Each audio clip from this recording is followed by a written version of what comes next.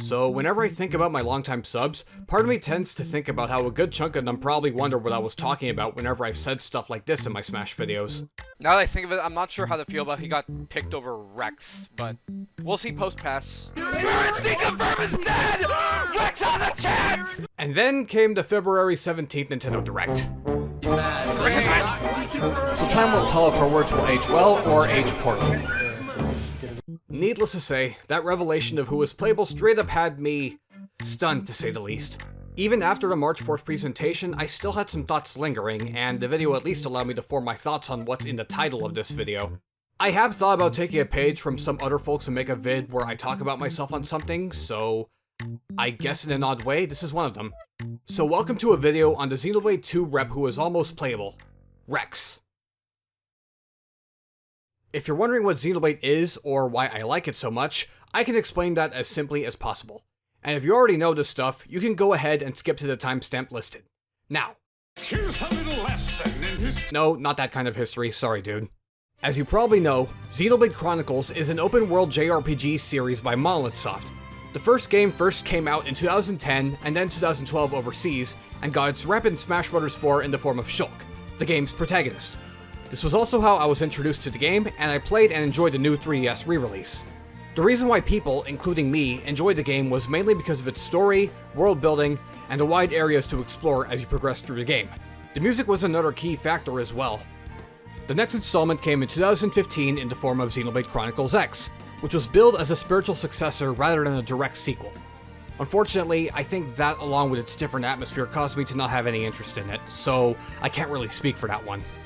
However, I know it still has its fans, and I'd be open to trying it one day, so there's that.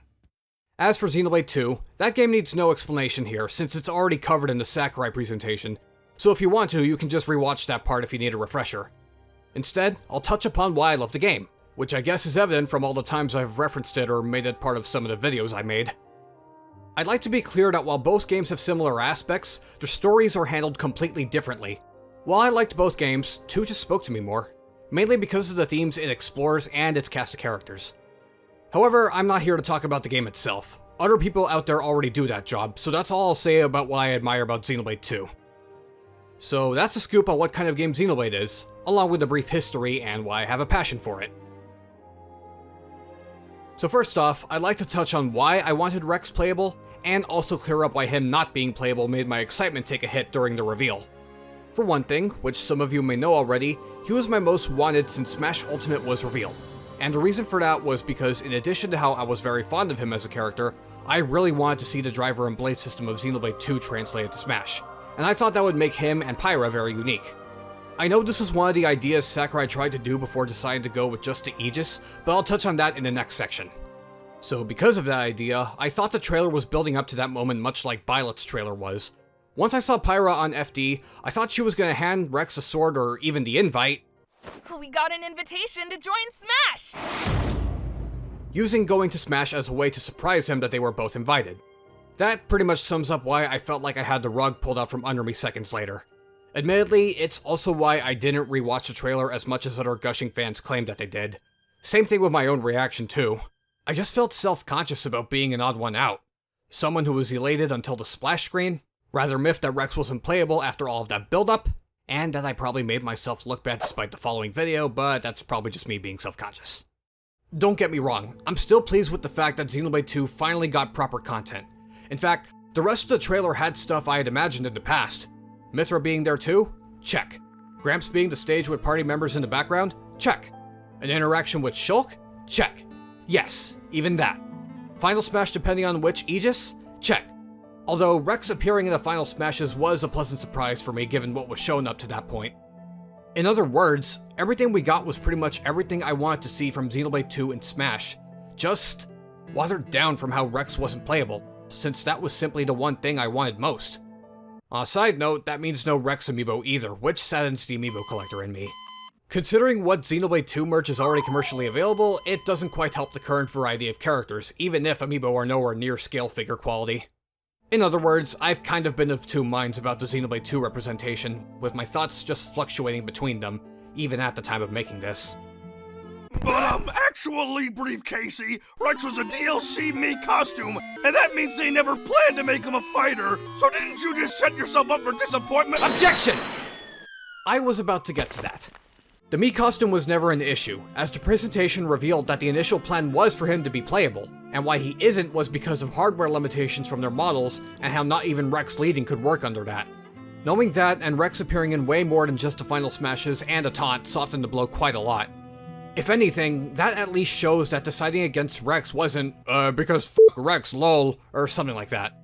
That said though, I ultimately had my reservations, mainly about what some people in the Smash and Xenoblade fandoms did with what was done with him, but I'll delve deeper into that at the end of this. Real fast, I'd like to cite an initial thought I had back when I made my reaction video to the reveal. You were always saying both of them. What do you mean both? Well, I was thinking Rex would be at the front.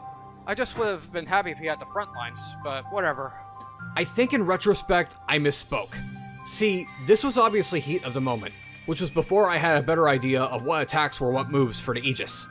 After the reveal and before the presentation, I later realized it would have covered all bases if all three were playable considering how unique the Aegis sisters are. If this happened, I'd also like to think the reveal trailer would have been mostly the same, and its execution could have had a similar vibe to Violet's trailer. First a splash screen of Rex, and then the Aegis a bit later. As for the three as fighters, I had a small thought on how it could have worked. However, it depended on whether the Aegis' input to swap out was down special, just like Zelda and Sheik in Melee, or shield B, like how Inkling and Steve use it. Sure enough, the presentation confirmed it for me. It was indeed down special. This made me excited to share this. Now, I know Sakurai also said in an interview that in addition to an Ice Climber style fighter, he also tried to have Rex lead with the Aegis in the background with the driver and blade system, but neither worked out. So I have no idea if what I'm about to show is one of the things they tried planning out. It's possible that Sakurai might have at least designed a moveset for Rex at some point, and it just never got past the drawing board. In any case, let's go right into this.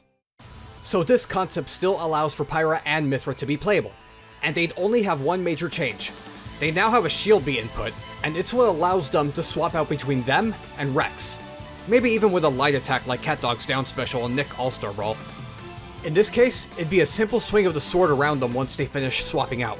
I think it makes sense with how shield B inputs can only be used on the ground. Anyway, as a result, they'd probably get new up taunts. This would essentially be like the Pokemon trainer in a way, and maybe the one non-play could go into the background. I'm not going to do a full-on moveset concept for Rex, but I'd like to touch on a few key things. For one thing, to set him apart, he'd probably have some different normals, like no rapid jab, an up air like Ike's, etc. As for specials, I think he might be the best one for survivability, as while I'm sure he'd have his driver arts as specials, much like how the Aegis uses blade specials, one I can see for sure being part of Rex is Anchor Shot. He uses the grappling hook on his left arm for it, and it could easily also function as a tether recovery, which is something Pyra and Mythra don't have. I know some other driver arts may not work as well for other specials, but they can always make a new art original to Smash. While it's her forward smash, Pyra's Smash Flare is one example of this. Rex's down special would still swap out Pyra and Mythra, and as such, change his sword. This would mean which Aegis is waiting would affect the stats of his attacks, which is a thing in their home game. Much like how Pyra and Mythra already differ in damage and speed, this would be the same with Rex, although with a less significant effect. In theory, Rex's base stats would be between Pyra and Mythra, but he would lean closer toward one depending on which version of the Aegis sword he has. For instance, his movement with Pyra's sword would still be on the slow side, but faster than Pyra herself. With Mythra's sword, he'd move quicker than with Pyra's sword, but he wouldn't be as fast as Mythra. In the end, his stats would still be designed around how Pyra's more suited for killing, and Mythra's more suited for combos and racking up damage. To top this off, this would still allow them to have the same final smashes as before, kind of like how Pokemon Trainer loops back to triple finish. I think this makes perfect sense with how they operate as a team in their home game, and this would bring it full circle. On a side note, this would also line up better with Rex's lines for activating the final smash. Maybe these were a remnant or nod to the initial plan of a playable Rex? Also, I just want to say a Salvager helmet Kirby would have been the cutest thing, and it kinda sucks that was probably also lost. Now, I know this didn't involve much of the driver and blade system either, but I don't think it matters much when Pyra and Mythra are already mostly without Rex. Most of Ness's specials in Smash aren't even his or don't function the same as in Earthbound, and from what I know, Joker's Rebel's Gauge wasn't even in Persona 5. It wouldn't be the first time a character had some creative liberties taken with their moveset. At the very least, this could be something for if the next Smash game allows for Shulk and or the Aegis to come back. Even for me, I know it's a hard thought to think on with how far away and different it could be, let alone if it still happened. All we know is that this is something we won't know for a very long time. So, why not just main me Sword Fighter if you want to play as Rex that bad? Hold it! Despite everything, I actually find playing Pyra and Mythra far more preferable than whipping out the Rex me. Why? Because rather than a model with uniform proportions and a static face, that would look far better with Miitopia's customization, that's the real deal with them. He still got a new model for Smash, and it appears more often for someone who got crommed. Aside from the taunt in Final Smash, there's the entry animation, and what's most important is that he also appears in 4 out of the 6 victory poses that Pyra and Mythra have combined. Hell, one of them seriously looks like it would have been a victory pose for Rex and Pyra had they fought as one like Sakurai originally envisioned. He basically appears more than every side character ever did in another's moveset. Like I said before, I think it's a testament to the original plan, and it's a really nice sight for people who wished Rex was playable. Though that does bring me to one last thought. Remember when I said I'm glad the decision wasn't because they wanted to leave Rex in the dust, but I had reservations with how the fandom dealt with it? Well, said reservations were because even after the presentation, people love pushing the big present aside and still push that narrative anyway. Though that one joke in the presentation probably didn't help. It's almost to the point where it's sad that him almost being playable still has to be said. It made it hard for me to be happy about how much the devs tried to implement him as much as possible, when so many people were just going to use that as a vehicle to, well, further shit on him. I go more into this, and also the matter about his voice in this video, which was big enough to be made as something to supplement this one, so please check it out, especially if you're already familiar with Xenoblade 2. So that's pretty much my general thoughts on the Xenoblade 2 representation, and how it could be taken a step further in the future. This was also going to be an entirely different video explaining about Rex and why I wanted him in Smash, but then the Direct got announced as I was preparing to record for it. I had plenty of factors listed, with counterpoints to the most common excuses against him back then, and I'd say I was on the money, but then again, had I made it sooner, the entire thing would have probably been one of those poorly aged things. Lastly, regardless of who's watching, if you stuck around for this long, I just wanted to say thanks for sticking with me throughout this. I think my first video essay is this long because this was something I felt very passionate about, and I wanted to get this out there. In any case, please let me know what you think, and if you like this video, sharing it, hitting the like button, and also subscribing would be appreciated. While I don't know when will be the next time I make a video essay, see you all next time.